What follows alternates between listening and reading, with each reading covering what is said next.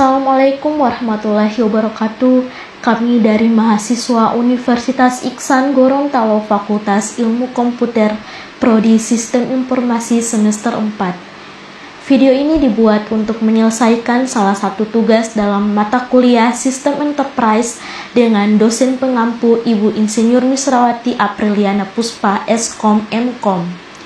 Kami dari kelompok 5 terdiri dari 5 anggota kelompok yang masing-masing bekerja sama dalam memenuhi tugas dengan judul materi implementasi dan evaluasi sistem enterprise pada PT Maju Jaya Logistik.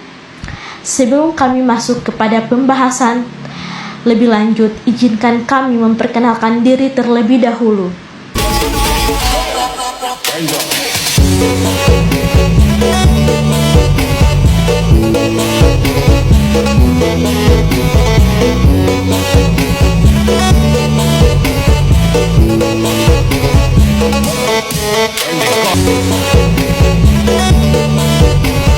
Analisis objek kami yaitu PT Maju Jaya Logistik. Perusahaan ini merupakan perusahaan fiktif yang bergerak di bidang distribusi, logistik, dan supply chain.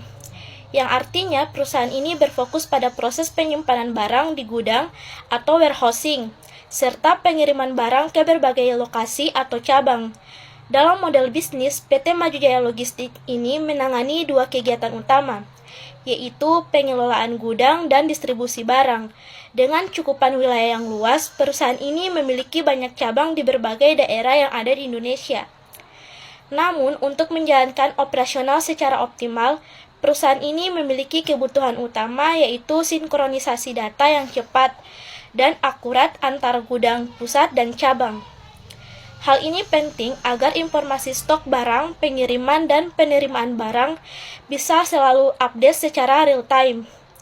Oleh karena itu, tujuan dari analisis ini adalah untuk mengevaluasi bagaimana sistem enterprise dapat membantu meningkatkan efisiensi operasional perusahaan yang dimana dalam proses yang sebelumnya masih dilakukan secara manual menjadi sistem yang lebih terintegrasi dan digital. Selanjutnya pada slide ini saya akan menjelaskan hasil analisis SWOT khususnya pada bagian strengths atau kekuatan dan weakness yang artinya kelemahan.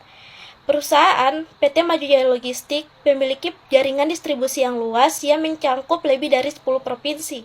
Selain itu, perusahaan ini juga didukung oleh armada kendaraan yang lengkap, sehingga mampu mendukung proses pengiriman barang secara efisiensi dan menjangkau di berbagai wilayah. Namun dari sisi lain terdapat beberapa kelemahan atau weakness, salah satunya adalah sistem pencatatan stok yang masih menggunakan spreadsheet secara terpisah, yang dimana hal ini beresiko menimbulkan kesalahan input atau human error serta keterlambatan dalam pelaporan data. Selain itu, kondisi awal perusahaan menunjukkan bahwa integrasi antar departemen masih kurang. Akibatnya, sering terjadi data silo atau kondisi di mana informasi tidak terhubung antar bagian, sehingga data tersebut menjadi terpisah-pisah dan sulit diakses secara menyeluruh. Dari analisis ini, meskipun perusahaan memiliki kekuatan dari sisi operasional dan jaringan distribusi, namun masih perlu perbaikan pada sistem informasi agar lebih terintegrasi, akurat, dan efisien. Jadi di sini saya akan menjelaskan analisis SWOT dari implementasi dan evaluasi sistem enterprise pada PT Jaya Logistik. Oportunitas atau peluang. Permintaan tracking mereka relatif tinggi, jadi peluang mereka menggunakan peluang. Yang ketiga ada threats atau ancaman. Ancaman mereka ya kompetitor sudah pakai otomatis, kelemahan dan AI. Dan tujuan strategi mereka yaitu pakai sistem enterprise untuk nutupin kelemahan dan lawan kompetitor. Selanjutnya ada perancangan sistem enterprise. Yang pertama yaitu peran utama ya. Jadi pusat integrasi semua departemen yang itu ada keuangan, logistik, dan SDM. Yang kedua ada penyelenggaraan strategi. Jadi data langsung diupdate ke dashboard manager. Yang ketiga keamanan data, yaitu akses terputus. Jadi data lebih aman dari pihak luar. Selanjutnya ada proses bisnis dan kebutuhan sistem. Yang pertama alur bisnis. Yang pertama itu barang masuk, kemudian disimpan, dikelola, kemudian dikirim. Yang kedua ada kebutuhan sistem. Mereka bisa menghandle banyak SKU dan hitung biaya otomatis. Yang ketiga ada integrasi, yaitu mereka harus terhubung dengan kurir dan sistem bank supaya lebih aman. Baik, berikutnya ada implementasi ERP atau Enterprise Resources Planning. Yang pertama, fungsi ERP sebagai modul utama yang mengelola sumber daya perusahaan mulai dari dana, material hingga tenaga kerja.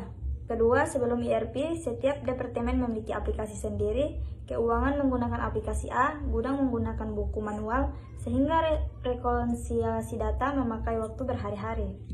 Berikutnya ada, setelah ERP, seluruh departemen masuk dalam sistem single source of truth. Input data dilakukan satu kali dan langsung terlihat oleh departemen terkait. Baik, berikutnya ada dampak implementasi ERP. Efisiensi waktu proses penutupan buku akhir bulan yang biasanya memakan waktu 2 minggu menjadi hanya 2 hari. Akurasi inventaris, akurasi data stok antara fisik di gudang dengan data di sistem mencapai 99% karena pencatatan real time. Berikut transparansi. Manajemen dapat melihat arus kas harian tanpa harus menunggu laporan tertulis dari staf administrasi. Baik, terima kasih. Berikutnya akan dilanjutkan oleh teman saya. Baik, berikutnya ada implementasi CRM atau Customer Relationship Management. Fungsi CRM fokus pada pengelolaan hubungan dengan pelanggan untuk meningkatkan loyalitas dan penjualan. Sebelum CRM, data pelanggan hanya tersimpan di handphone sales masing-masing. Jika sales keluar, data pelanggan hilang. Setelah CRM data pelanggan terpusat, sistem secara otomatis memberikan notifikasi kepada sales untuk memberikan follow up atau memberikan promo ulang tahun. Baik, assalamualaikum warahmatullahi wabarakatuh. Nama saya Mahfud Helmala. Di sini saya akan membahas tentang definisi daripada implementasi CRM. Jadi, implementasi CRM itu pada dasarnya adalah cara perusahaan itu melihat pelanggan. Jadi, sebelum ada CRM, pelanggan CRM diperlakukan secara umum. Tapi setelah CRM ini diterapkan di perusahaan, itu mulai terlihat bahwa pelanggan sebagai individu dengan kebutuhan yang berbeda. Dampaknya terasa pada peningkatan kualitas layanan dan kedekatan hubungan, yang pada akhirnya ini bisa mendorong loyalitas dan penjualan. Tapi di sisi lain, ini juga membawa konsekuensi. Jadi perusahaan jadi sangat bergantung pada data. Jadi kalau datanya tidak akurat atau bocor, justru di situ bisa merusak kepercayaan daripada pelanggan itu sendiri dan reputasi perusahaan atau nama baik perusahaan. Jadi saya cukup bilang bahwa CRM juga itu cukup kuat, tapi sensitif terhadap kualitas dan pengelolaan data. Baik, untuk selanjutnya saya akan menjelaskan implementasi STM. Jadi cukup kita ketahui bersama bahwa STM ini sendiri itu lebih berfokus ke bagaimana barang itu bergerak dari awal sampai ke konsumen. STM membuat seluruh proses mulai dari pengadaan bahan baku, produksi, sampai distribusi jadi terintegrasi dan terkontrol. Nah, dengan sistem ini perusahaan bisa memastikan bahwa stok tidak berlebihan, pengiriman tepat waktu, dan biaya operasionalnya juga lebih efisien. Namun kompleksitasnya juga tinggi karena dia melibatkan banyak pihak yang sangat bergantung pada koordinasi serta teknologi itu sendiri. Jika ada satu bagian yang terganggu, misalnya seperti spoiler terlambat atau sistem error, itu dampaknya akan bisa menjelar ke seluruh rantai sampai ke di pembahasannya ketiga ini kita akan membahas juga apa saja sih dampak daripada implementasi STM ini sendiri. Jadi dampak dari implementasi STM ini sendiri akhirnya terasa pada efisiensi dan kecepatan operasional perusahaan.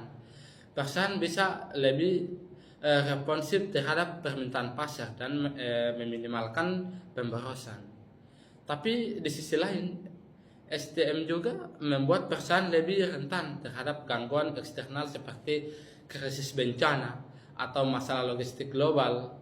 Jadi baik CRM maupun SDM tadi itu sama-sama memberikan keunggulan kompetitif, tetapi juga menuntut kesiapan sistem, data dan manajemen yang matang agar tidak menjadi titik lemah daripada SDM ini sendiri. Implementasi BI atau disebut juga Business Intelligence. Fungsi dari Business Intelligence sendiri adalah untuk menganalisis data historis dari ERP, CRM, dan SCM untuk membantu pengambilan keputusan yang strategis. Sebelum adanya BI, laporan hanya berupa angka-angka di kertas yang sulit dibaca polanya oleh jajaran direksi. Dan setelah adanya BI, data yang ditampilkan bentuk grafik yang interaktif, dashboard yang menunjukkan tren, kenaikan, atau penurunan bisnis secara visual. Kesimpulan, pada prediksi pasar, perusahaan dapat memprediksi lonjakan permintaan pengiriman pada saat hari raya. Pada analisis kerja, manajer bisa melihat cabang mana yang paling produktif dan cabang mana yang paling mengalami kerugian secara instan. Pada kecepatan respon, memungkinkan perusahaan segera merubah strategi jika ditemukan ada rute pengiriman yang tidak efisien atau merugi.